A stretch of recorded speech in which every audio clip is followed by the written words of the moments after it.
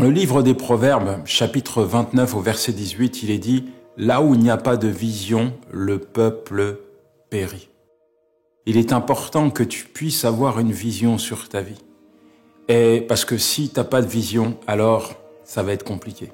Le mot vision en hébreu veut dire « hazon ». Dieu a une vision pour toi. Ça veut littéralement dire que Dieu a un rêve pour ta vie. Tu dois avoir un rêve pour demain. Tu dois savoir qu'est-ce que tu vas être demain. Et la réalité, c'est que il y a beaucoup de gens qui n'ont pas de vision, ils n'ont pas de rêve. Ils savent pas ce qu'ils vont devenir demain. Ils n'ont pas de but, ils n'ont pas d'objectif. Ils n'ont pas de vision sur leur famille, ils n'ont pas de vision sur leurs finances, ils n'ont pas de vision sur leur ministère. Ils n'ont pas de vision sur leur futur. Le mot périr en hébreu, c'est le mot para. Ça veut littéralement dire hors de contrôle.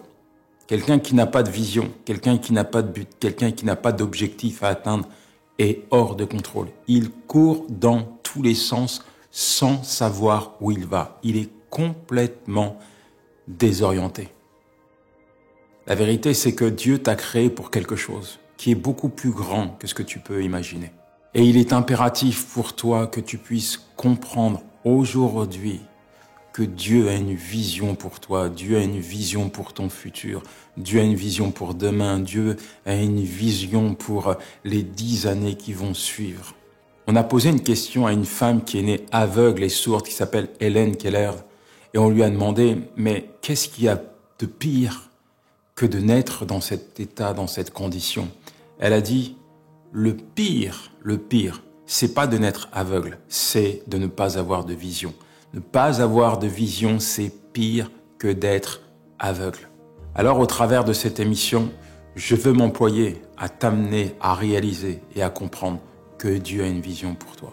Même si tu as perdu la vision de Dieu est toujours d'actualité. Oui, Dieu a un rêve pour toi, Dieu a un objectif, Dieu a un but à te faire atteindre. Et à la fin de cette émission, je suis certain que tu deviendras la meilleure version de ta personne. Le midi après le collège, j'avais l'habitude d'accompagner chacun de mes camarades devant leur maison. Il n'y avait personne chez moi, il n'y avait pas à manger, donc c'était inutile que je rentre. Pour moi, après cela, il fallait que je trouve à manger. Alors parfois, j'allais au fin de marché pour ramasser quelques fruits. Ou alors, j'allais faire les poubelles des supermarchés. M'arrivait de trouver des paquets de gâteaux périmés. Et là, je me positionnais dans un coin entre deux poubelles afin que personne ne me voie. Et je mangeais ces gâteaux. Et en regardant ma vie, je ne croyais plus en rien. Le seul désir de mon cœur, c'était de partir, de mourir. Je me disais qu'au paradis, la vie serait meilleure. Mais je me disais également que Dieu m'avait placé sur la terre pour vivre ce type de vie. J'avais envie de mourir. Je n'avais pas de vision. Bien des années plus tard, je peux te dire que tout a changé. En fait, à partir du moment où j'ai confié ma vie à Jésus-Christ, ma vision a changé. J'ai saisi sa vision. Résultat, je suis un homme heureux. Je sais pourquoi je me lève le matin. Je sais pourquoi je travaille pour lui. Je sais pourquoi je le sers.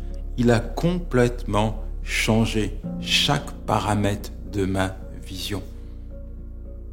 Il a fait quelque chose d'incroyable. Et aujourd'hui, sa vision est devenue mon moteur, l'essence même de ma satisfaction.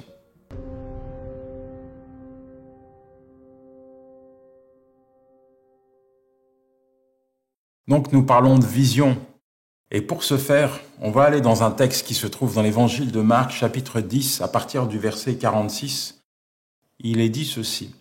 Ils arrivèrent à Jéricho, et lorsque Jésus en sortit avec ses disciples et une assez grande foule, le fils de Timée, Bartimée, mendiant, aveugle, était assis au bord du chemin. Il entendit que c'était Jésus de Nazareth, et il se mit à crier, « Fils de David, Jésus, aie pitié de moi. » Plusieurs le reprenaient pour le faire taire, mais il criait beaucoup plus fort, « Fils de David, aie pitié de moi. » Jésus s'arrêta et dit, « Appelez-le. » Ils l'appelèrent en lui disant, « Prends courage, lève-toi. » Il t'appelle. L'aveugle jeta son manteau et se levant d'un bond, vint vers Jésus. Jésus, prenant la parole, lui dit, « Que veux-tu que je fasse ?»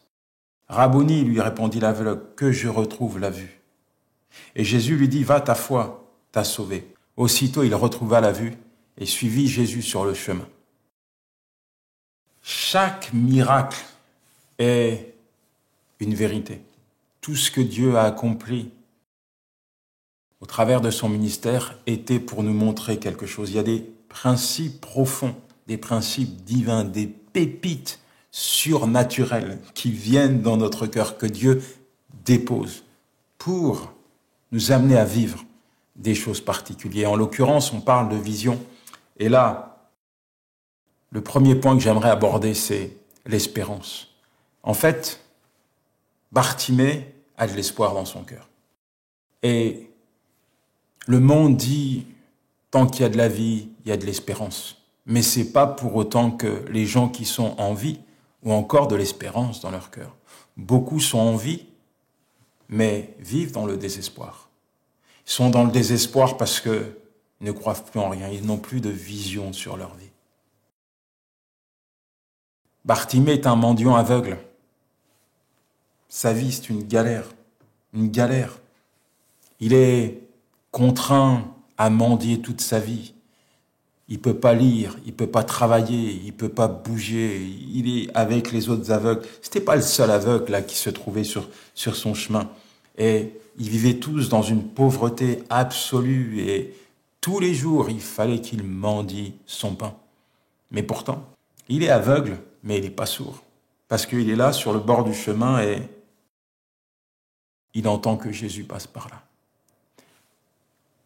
Il n'y a pas de hasard. Hein. Il n'y a pas de hasard. Il sait que Jésus-Christ accomplit des miracles. Il sait que Jésus-Christ est capable de le guérir. Il y a de l'espérance dans son cœur. C'est pour ça qu'il va crier à lui. C'est pour ça qu'il va se faire entendre. Plutôt que de vivre dans le désespoir, plutôt que de se dire, ma vie sera ainsi. Je suis destiné à mendier toute ma vie, à vivre dans la pauvreté, à galérer. Il entend parler de Jésus et met son espérance en Christ. Parce que Christ est la source de l'espérance. En quoi, toi, tu as mis ton espérance? Beaucoup de personnes ont perdu toute forme d'espérance parce qu'ils ont placé leur espérance dans une mauvaise source. Certains ont placé leur espoir, leur vie dans leurs économies. L'économie s'est effondrée. Certains ont placé leur espoir, leur espérance dans un homme et l'homme les a trahis. Je veux te dire quelque chose. Peu importe où tu as placé ton espérance, il faut que aujourd'hui tu puisses comprendre que c'est Christ, la source de ton espérance. Parce que lui, il ne te décevra jamais. Il peut répondre maintenant à tes besoins. Tu n'as pas besoin de vivre dans le désespoir. Tu n'as pas besoin de sombrer dans le chaos psychique en pensant à demain, en pensant à ton futur, en pensant à ta retraite. Il n'y a rien qui est perdu. Tant que Christ est là, tu as le droit d'espérer. Tant que Christ est là, tu peux revenir à lui et mettre toute ton espérance dans sa main.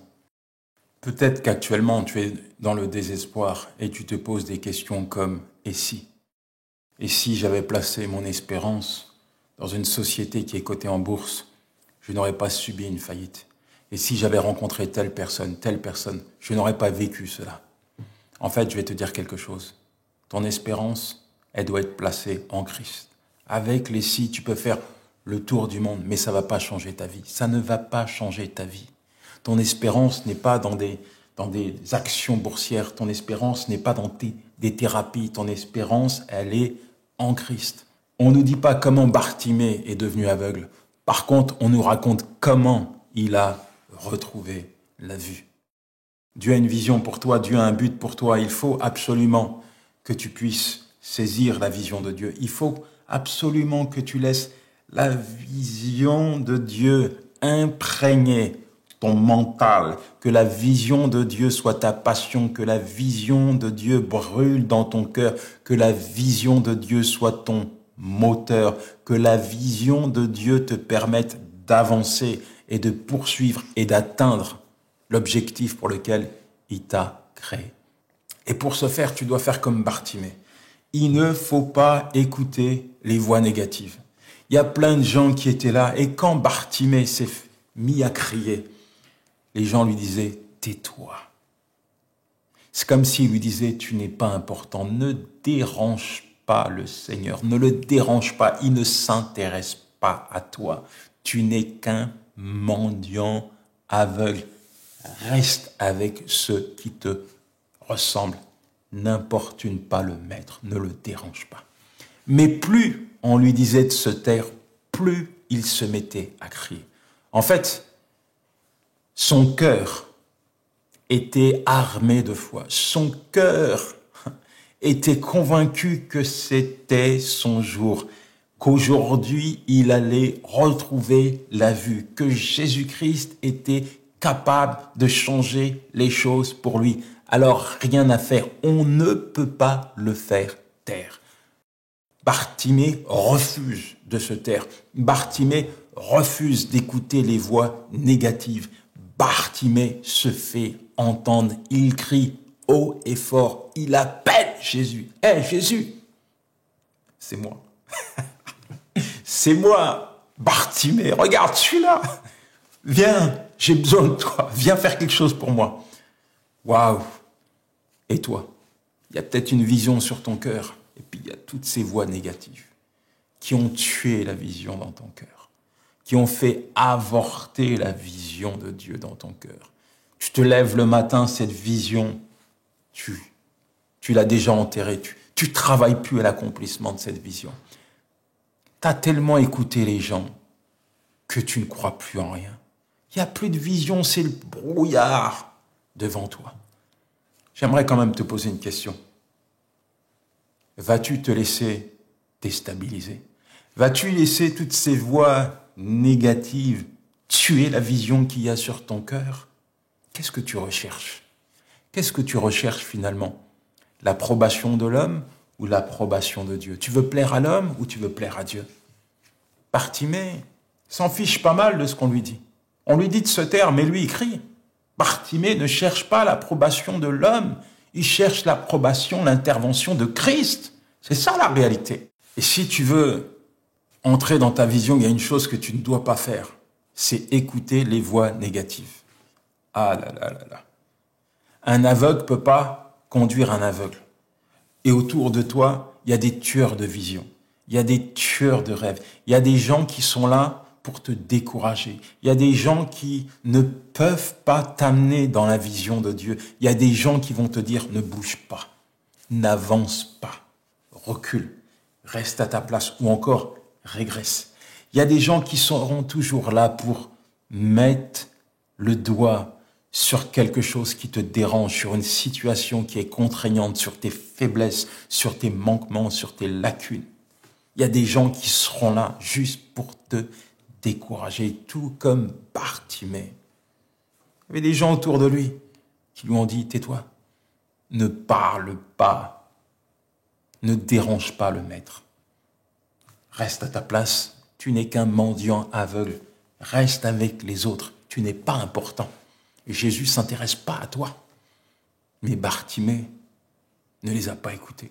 Plus on lui disait de se taire, plus il se mettait à crier. Plus il criait haut et fort, plus on lui disait « Tais-toi, Bartimée !» Plus il disait « Seigneur, c'est moi, regarde-moi, je suis là !»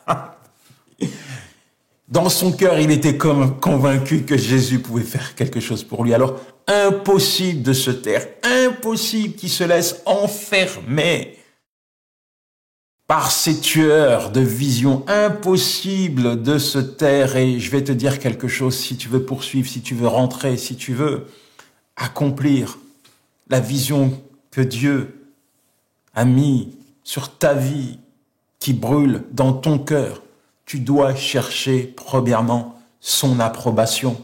Parce que si tu cherches l'approbation de l'homme et l'approbation de Dieu en même temps, ce n'est pas possible.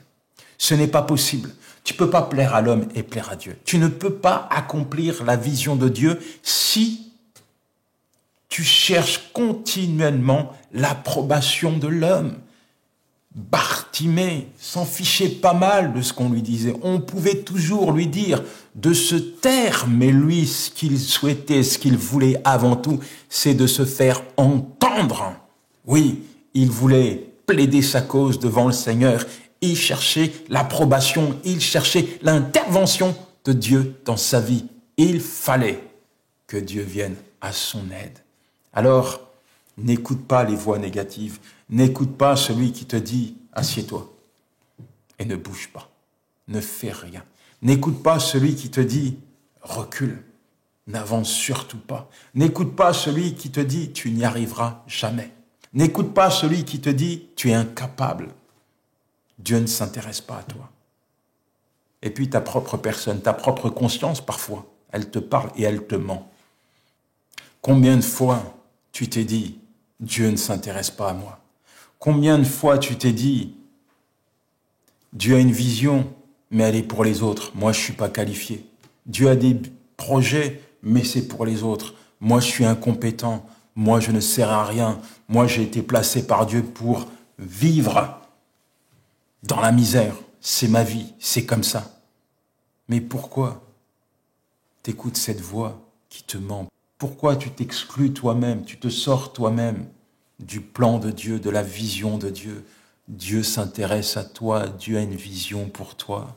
Tu es dans le désespoir, ne vis pas une seconde de plus comme ça. Ne reste pas désespéré parce que ta vision est encore présente. Dieu n'a pas oublié la vision qu'il a sur ta vie. Dieu t'a créé pour un but. Dieu peut venir et intervenir dans ta vie. Maintenant, fais-toi connaître à lui comme Bartimée.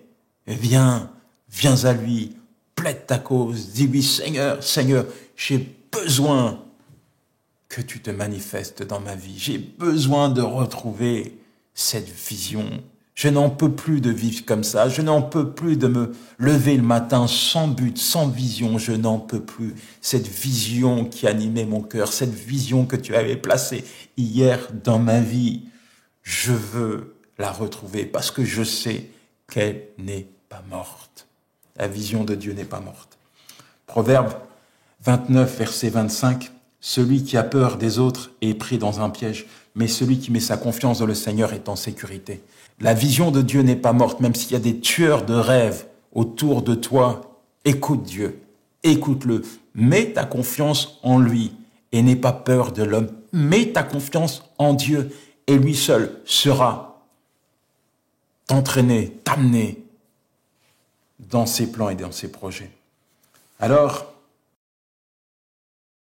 Jésus-Christ s'arrête. Il a entendu la voix de Bartimée. Jésus-Christ s'arrête. Appelez-le. Appelez-le.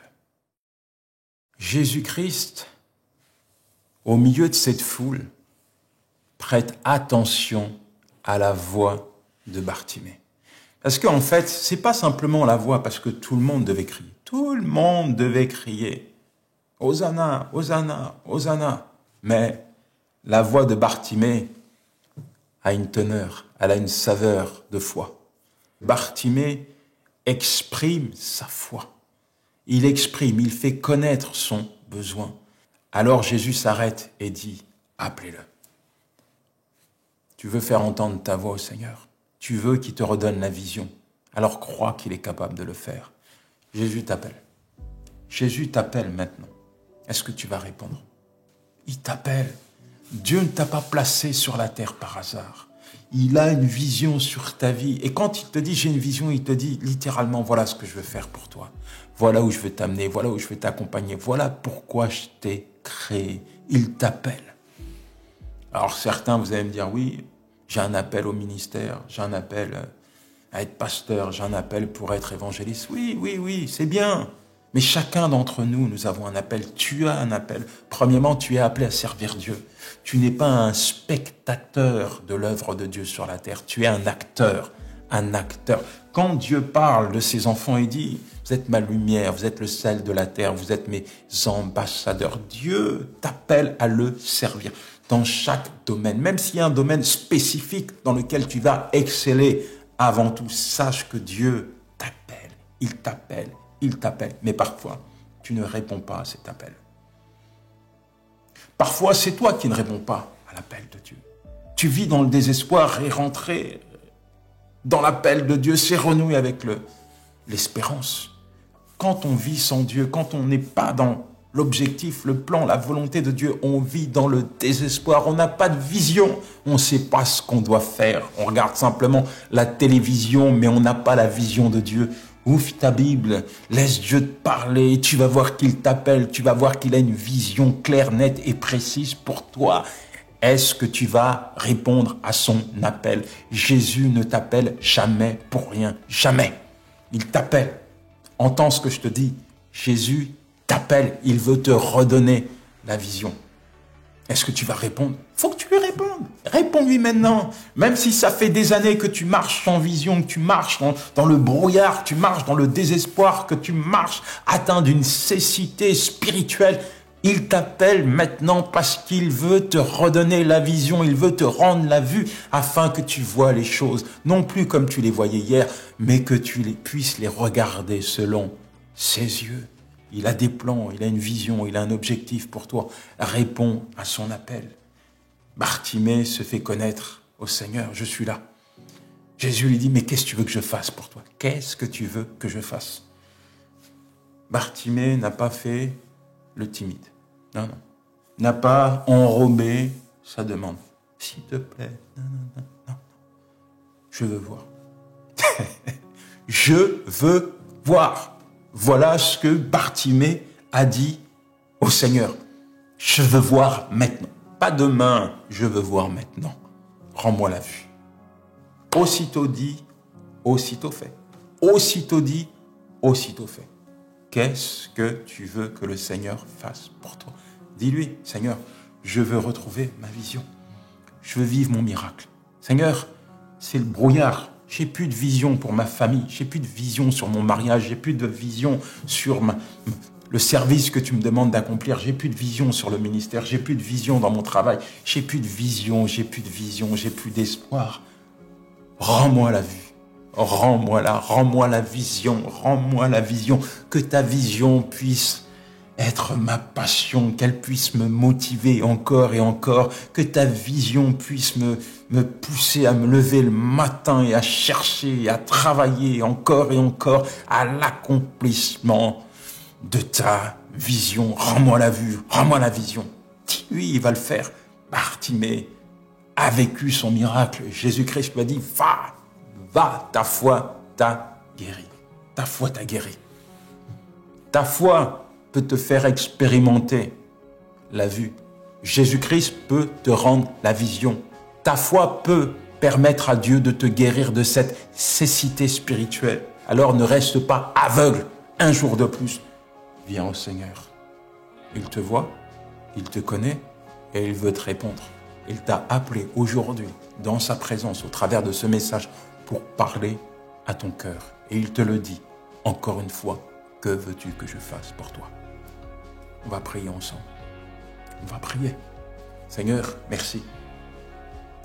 Parce que tu viens maintenant sortir ton enfant du désespoir.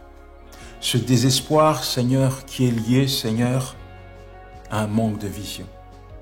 Tu connais, Seigneur, son état. Même s'il a perdu la vision, tu es capable de lui redonner cette vision. Vision qui vient de toi. Pas une vision qui vient du monde.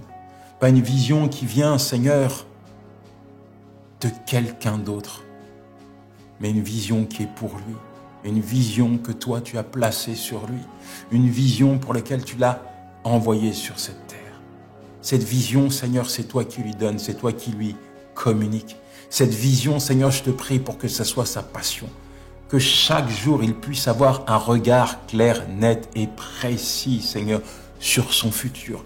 Qu'il puisse, Seigneur, savoir pourquoi il se lève le matin, pourquoi il travaille, pourquoi il te sert. Qu'il puisse, Seigneur, savoir pourquoi il te voit agir dans sa vie, pourquoi tu lui as donné des dons, des talents, des capacités. Qu'il puisse savoir pourquoi, Seigneur, tu l'as créé. Seigneur, redonne-lui, Seigneur, cette vision, ou donne-lui ta vision. Seigneur, accomplis quelque chose, accomplis un miracle dans sa vie, que ses yeux s'ouvrent. Que ses yeux, Seigneur, puissent dès à présent contempler, Seigneur, les merveilles de ta présence dans sa vie. Que ses yeux puissent désormais voir les choses comme toi tu les vois. Qu'il puisse lire ta parole avec l'œil de la foi et vivre son miracle, Père, maintenant dans le puissant nom de Jésus. Je t'ai prié. Amen, amen et amen. L'histoire de Bartimée est une histoire tellement belle, tellement particulière. Cet homme qui était né aveugle pouvait voir quelque chose que ceux qui l'entouraient et qui avaient la vue ne pouvaient pas voir. Bartimée voyait en Jésus la réponse à sa cécité. Aujourd'hui encore, Jésus-Christ est là, Jésus-Christ est présent, Jésus-Christ t'appelle. Et toi qui as perdu la vision, tu as le choix. Tu peux décider soit d'écouter les tueurs de vision, soit de saisir la vision que le monde te propose, ou soit de venir à Christ et de lui dire « Seigneur, redonne-moi la vision ». C'est la meilleure décision, une décision qui va te conduire tout droit vers ta destinée. Allez, ciao.